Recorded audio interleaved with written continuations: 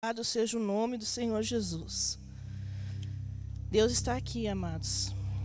Maravilha, né? Poder nessa manhã com Deus receber essa presença tão majestosa, tão gloriosa, que é do nosso Senhor nas nossas vidas. Eu pedi para a irmã colocar aquela... Antes de pedir para vocês assentarem, nós temos um tema para a palavra que nós vamos estar meditando nessa manhã. Ela vai estar colocando ali.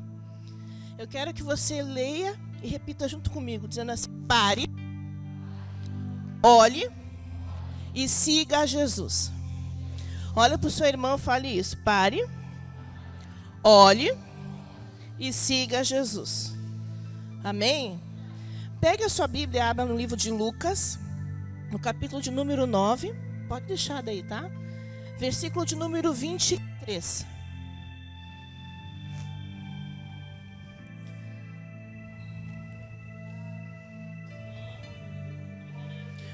Lucas 9, versículo 23.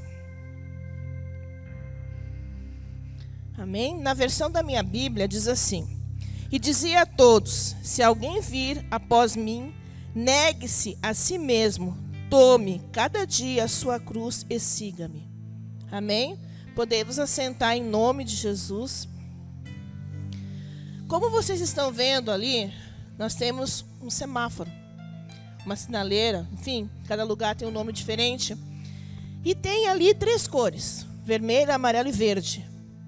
Quem dirige já está acostumado, e mesmo quem não dirige já conhece muito bem isso. Porque isso faz parte, a sinalização, das leis de trânsito. E para nós podermos dirigir, para nós podermos seguir em frente, nas ruas, nas cidades, nós precisamos respeitar as sinalizações, respeitar as leis de trânsito.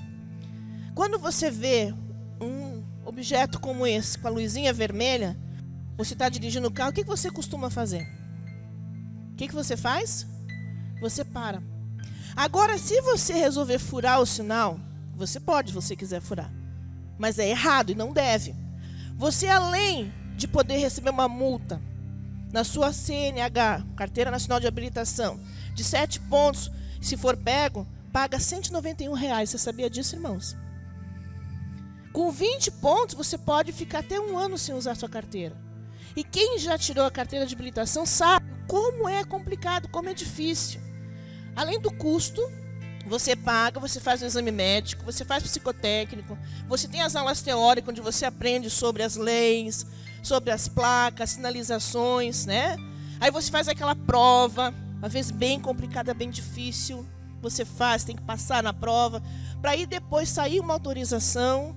Aí você começa a tuas aulas práticas, alguns fazem aula até de simulação. Aí você começa as tuas aulas práticas para depois passar para o exame prático. Aí depois de todo esse processo sendo aprovado, depois de alguns dias que chega a tua carteira nacional de habilitação. E mesmo assim ela não é permanente, é durante um período de tempo. Depois, quando você vai renovar, que ela fica permanente. Não é assim, amados? É ou não é? Porque existem leis, existem regras.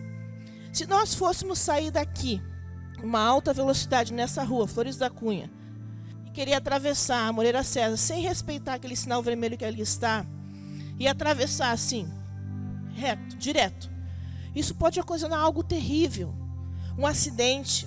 A gente pode bater o carro, a gente pode se machucar, a gente pode fazer com que haja algo ruim com a pessoa que esteja do nosso lado, no nosso carro, ou até mesmo com alguém que esteja na rua.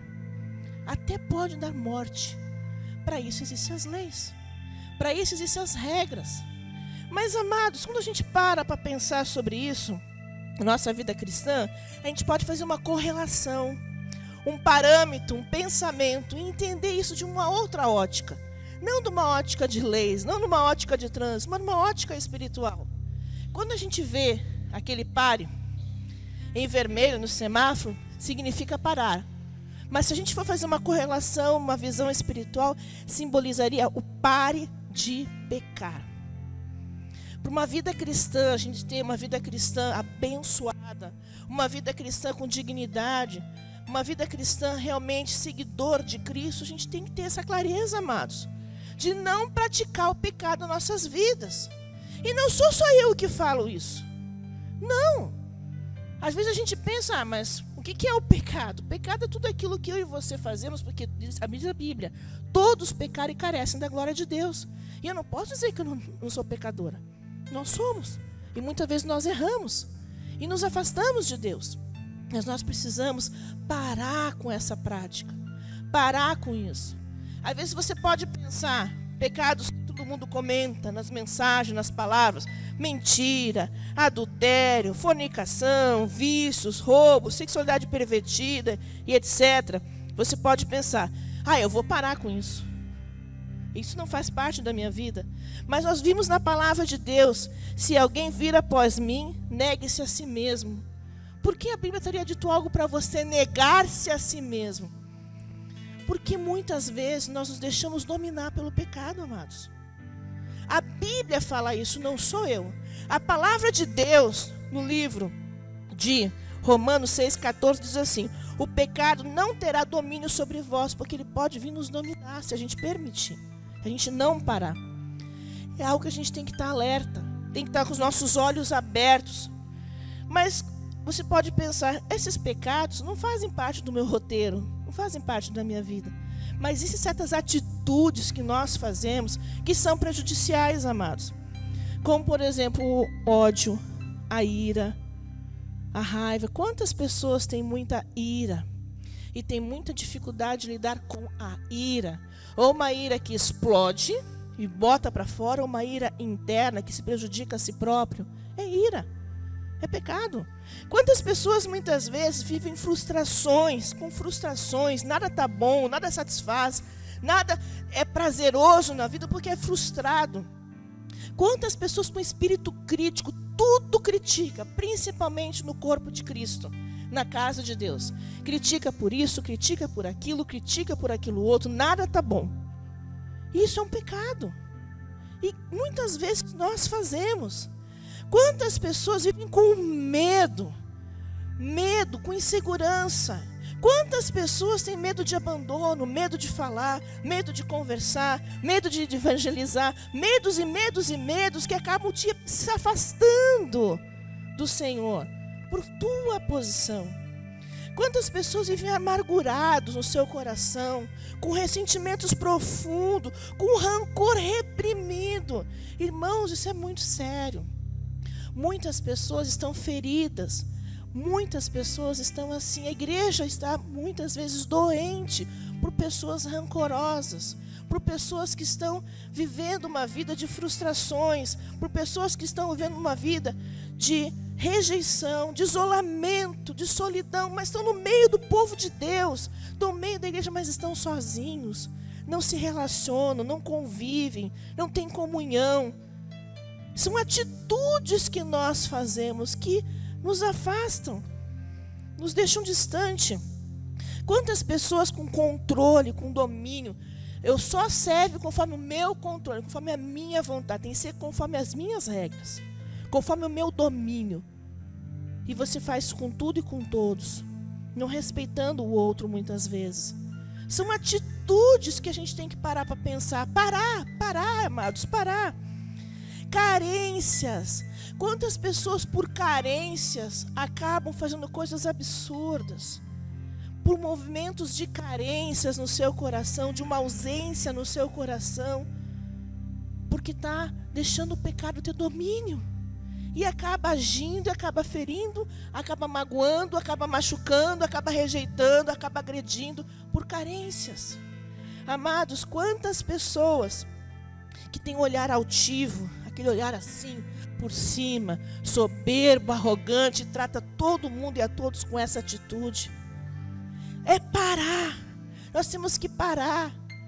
Nós temos que parar com essas atitudes, que nada disso nos vai levar a coisas que Deus quer para nossas vidas, amados. Quantas pessoas vivem com falta de perdão no seu coração, feridentos, feridentas, vivem lá beiçudos e beiçudas, brabos, zangados, irritadiços, porque não perdoa, porque não pode liberar para o outro, porque se sente sempre injustiçado. Quantas pessoas que chegam a se entrar numa depressão profunda, ficam doentes emocionalmente, por tudo isso, por culpa, por ser perfeccionismo demais, exigente demais, com ativismo demais, tudo tem que estar fazendo e não para estar com Jesus. Nós temos que pensar, porque o pecado é uma coisa séria, amados. Nós temos que pensar, parar, e não sou somente eu que digo isso, não. Temos que parar de pecar. Eu vou dar um exemplo do próprio Jesus nos deixou. Lá em João 8, de 1 a 11, tem uma pequena história da mulher adúltera. Vocês já ouviram falar? Eu não vou ficar contando toda a história. Mas, em resumo, que é bem interessante a posição de Jesus em relação a isso, amados. Essa mulher foi pega em adultério. E os fariseus e os escribas levaram ela até Jesus e queriam que Jesus aplicasse a lei. Jesus estava lá desenhando com o seu dedo, né, na areia. Aí eles começaram a instigar Jesus. Jesus levantou sua cabeça e disse: aquele que não tiver pecado, atire a primeira pedra. E continuou desenhando no chão. Lá foi um embora, largou a pedra, foi embora. Lá largou outra pedra, foi embora. Lá largou outra pedra e foi embora. E assim foi indo. Quando Jesus olhou, não tinha mais ninguém que apedrejar aquela mulher. Mas ela era uma mulher adúltera. Ela era pecadora. Ela foi pega na prática do pecado. Mas o que Jesus disse para ela? Vá e não peques mais. Ele falou, não peque. Jesus nos ensina, pare de pecar. Pare, amados. Pare. Não é esse o propósito de Jesus nas nossas vidas. Não é isso que Ele quer para os nossos corações.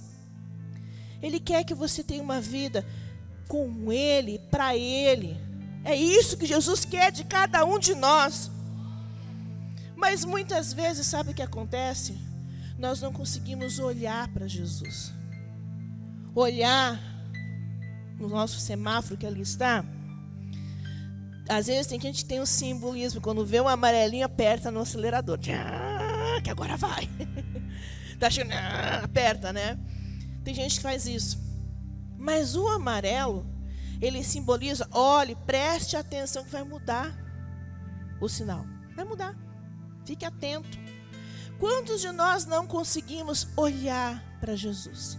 Escutar, estar atento.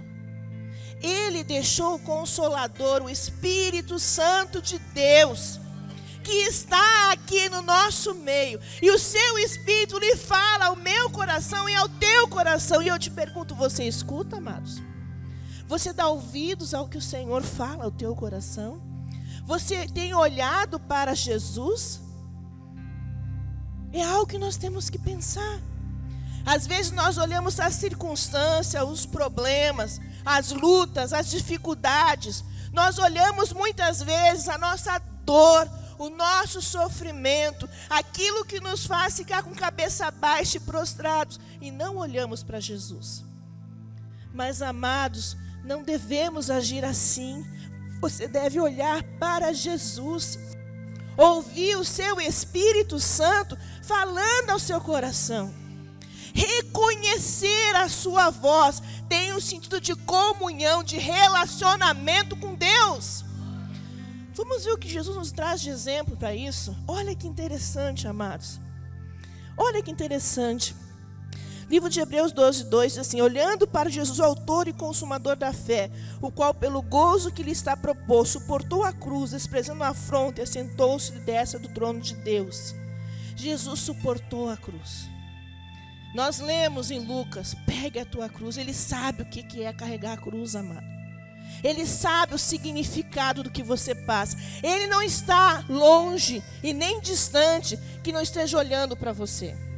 Ele sabe do teu dia a dia, as tuas dificuldades, aquilo que tu tens sofrido e vivido. Mas muitas vezes Ele está falando contigo através do seu Espírito. Ele está ministrando no teu coração. Ele só quer que você olhe para Ele. Que você o olhe, o reconheça. Escute a sua voz. E a gente muitas vezes ignora. Para olhar para Jesus, às vezes você vem no culto, um pastor, uma pessoa que está pregando, a palavra de Deus, é Jesus falando com você. Às vezes em alguma atividade na igreja, ou numa cela, algum lugar que você esteja, alguém está falando de Jesus para você e você não está ouvindo. Não está reconhecendo a voz de Jesus. Nós temos que reconhecer. Olha que interessante o que aconteceu com Maria Madalena. A Bíblia no livro de João fala o seguinte, que algumas mulheres foram lá cuidar do corpo de Jesus depois da sua morte. Ao chegar lá, ele tinha ressuscitado. Só que elas não tinham essa clareza. Para elas o túmulo estava vazio, elas se apavoraram. Foram, contaram para os discípulos vieram lá, confirmaram que não estava lá, foram atrás para ver o que tinha acontecido, e Maria ficou lá chorando, pranteando, triste, que ela queria cuidar do corpo de Jesus. E uma pessoa chegou, falou com ela, chegou perto, ela olhou, achou que era o jardineiro. E ela pediu, por favor, me diga onde colocou o corpo do meu Senhor. Me diga, eu quero cuidar do corpo. Ela olhou, mas ela não conseguiu identificar quem era aquele jardineiro. Ela não identificou. Ela olhou, mas ela não viu. Até que ele falou com ela. E quando Jesus falou com ela, ela olhou para Jesus, amados. E naquele momento, ela teve a certeza no seu coração que ela não estava sozinha. Que o Senhor estava com ela. Igreja, vamos olhar para Jesus. Não deixe os problemas, as dificuldades sejam maiores na tua vida do que Jesus é. Não permita, amados. Às vezes nós somos muito imaturos. Me perdoem a sinceridade, mas somos, porque eu também sou. Eu também sou assim, a gente erra. E às vezes a gente fica, ai Jesus, por quê? Ai Senhor, e fica lá preocupado. Não fique preocupado, ansioso por coisa alguma, amados. Antes de tudo, os seus pedidos, as suas petições, sejam conhecidas diante de Deus pela oração, pela súplica e com ação de graças. Diz a palavra de Deus, olhe para Jesus. É nosso sinal nessa manhã, olhe para Jesus. Mas não acabou aí o nosso semáforo. Tem mais uma luz. E essa luz que ali está, o que simboliza ela? A luz verde no semáforo? Para seguir, para ir em frente. Quando está verde, a gente vai, não vai? Aí tu vai com segurança, sabe que nada de errado vai acontecer. Jesus está chamando a cada um de nós para seguir a Ele. Jesus está nos chamando porque a Bíblia diz em João 14,6 assim, eu sou o caminho, a verdade e a vida. Ninguém vem ao Pai se não for por mim. E nós queremos ir ao Pai. Amado, siga a Jesus. Ele está para voltar, para arrebatar a sua igreja. Não fique, amado. Não fique, amada. Vai ser num piscar de olhos, é rápido demais. Siga a Jesus, não deixe que nada te impeça de ter essa ação, de seguir a Jesus na tua vida, de fazer aquilo que Ele quer que tu faça, de fazer discípulos. Não deixe nada impedir isso na tua vida. Não perca a tua salvação, porque você fique parado quando o sinal está verde. Siga em frente, siga Jesus. Existem planos e propósitos de Deus nessa palavra. Um deles que Ele quer levar muitos para estar com Ele na glória. Amados, se você é esse discípulo de Jesus que segue a Ele, não fique com o bico fechado, com a boca fechada. Fale de Jesus, fale do que Ele fez na sua vida. Ganhe pessoas para o reino de Deus. Fale com aqueles que não se decidiram. Hoje tem batismo para se batizar. A Bíblia é clara, se você não for batizado, você não vai ser salvo. E aí? Você vai seguir o quê? Siga a Jesus, igreja. Esse é o plano de Deus para as nossas vidas. Cuidar da nossa vida. Seguir os seus propósitos, seus desígnios, a sua palavra.